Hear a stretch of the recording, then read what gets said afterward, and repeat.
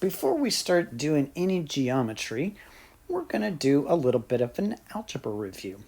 So our objectives here are to be able to solve linear equations, systems of linear equations, and quadratic equations. And we want to get a good grasp of what those things look like, because when you go to solve those equations, they're all solved differently. So we want to be able to identify what type of equations they are in order to be able to select the right tool in order to solve those things.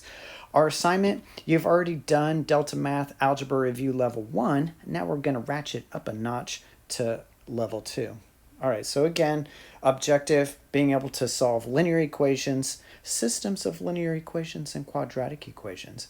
This first video here is mostly going to be talking about some linear equation stuff. That's what this guy right here is doing. Wouldn't that be nice if that's what your bedroom looked like?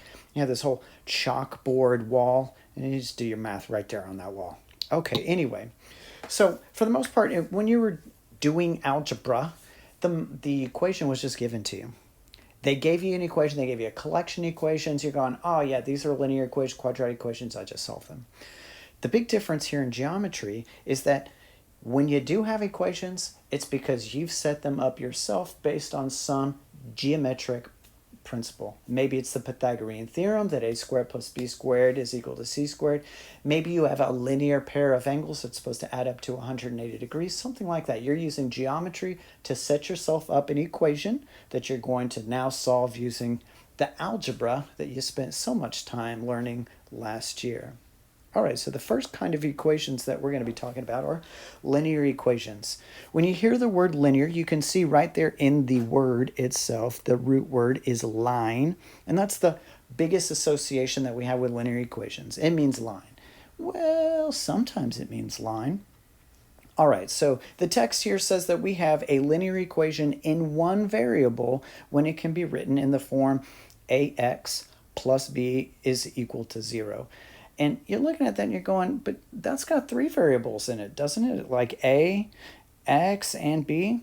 Well, the only variable here is really x. A and b would be numbers. It'd be like 3x plus 1 is equal to 0. That you could write your linear equation in one variable like that. But you don't have just linear equations in one variable. Sometimes you have linear equations in two variables. And a very common one would be like y equals mx plus b. That one is the one that looks like a line. All right, so basically it means that when you have a linear equation with one variable, the highest power is understood to be 1. When we look at this x value that's right here, it doesn't have a little exponent on it, and we know that when it doesn't have an exponent, it's understood to be 1. And any variable that you had in there, if you had more than 1, highest power would ever be 1. Quadratic means that you have a highest power of 2, okay? A solution is a number that makes this a true statement. All right, now what we're going to do is we're going to break right here, and we're going to take a look at your green sheet, your algebra green sheet that we made for you.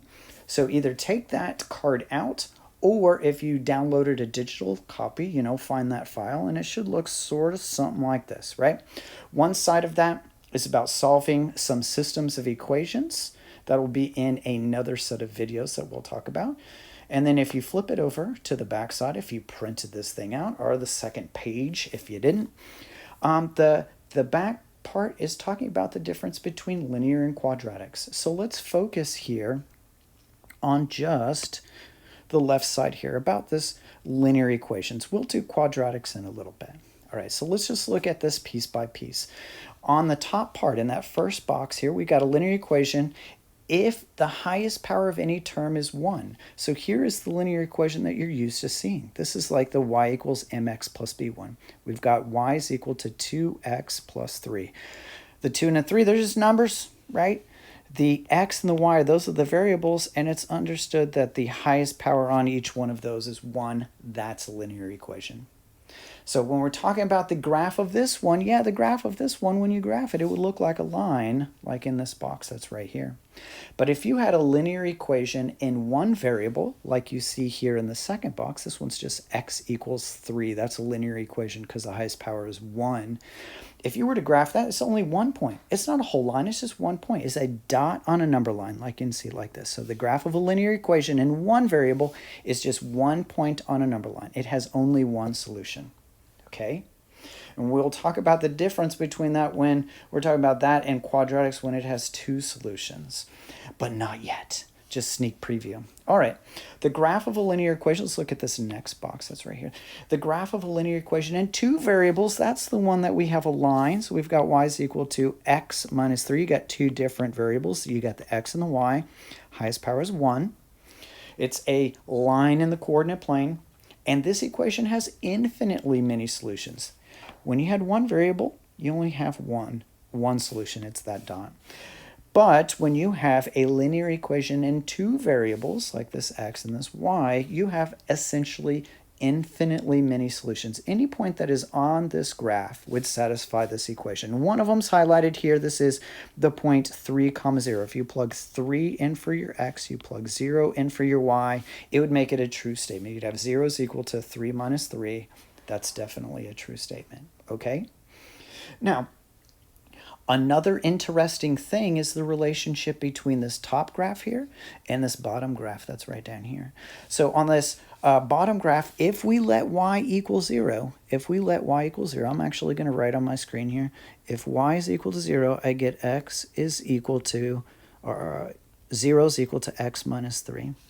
And then if you take this equation, you add 3 to the other side, it becomes this equation right here. It's like it collapses down. This is a two-dimensional view of it, 2D, and this is the one-dimensional view of it. 2 dimensions versus 1 dimension, right? It collapses down to just that single point when y is equal to 0. Okay, and then the last thing that we'll talk about on this card is when you go to solve a linear equation, the main thing that you're thinking about is that you're isolating the variable x, or whatever variable that you choose to have. You don't have anything to solve for when you have two variables. It's only when you have one variable. You're solving for what that value of x has to be to make that thing a true statement. You're isolating that variable. And you can see there's a nice little worked out example right there. Very simple example when you have a linear equation in one variable. So we're going to conclude this video with one last little piece here. When you're solving a linear equation with one variable, the key idea is that you're trying to get it by itself. You're trying to isolate that variable. All right, we're going to continue a little bit more about linear equations in the next video.